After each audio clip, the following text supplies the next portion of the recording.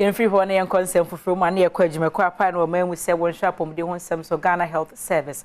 One more year foot my Ghana phone in say was rather Lassa Fever no unity no more be I am no or Munya Risham who said ye a Jumano boy Jumano Cracker Crown Beshe na yadia no as ye too.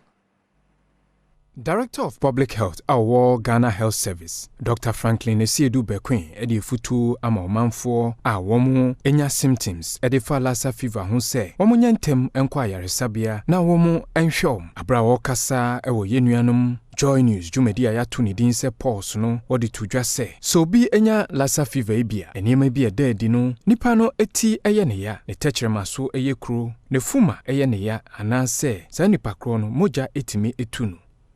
There may be areas that we have it moving around. So it depends on the individual. Let me say that about 80% of persons who will be infected with Lassa fever will not show any clear symptoms of any severity.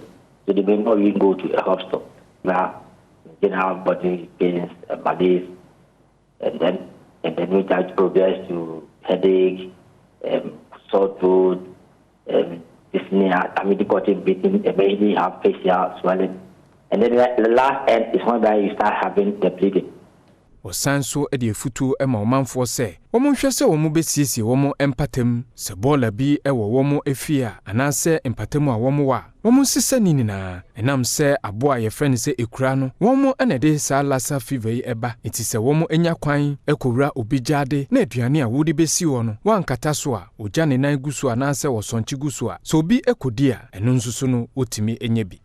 So far as I would say your environment is not that clean, that you are likely to have this the one which is the rat, then you are at risk, because usually it's like you have a leftover food, leave it in your kitchen, you go sleep, you come the next day, you don't know what's happening. You may have the rat coming onto that food, passing urine and droppings on it, and possibly you may not rinse it properly.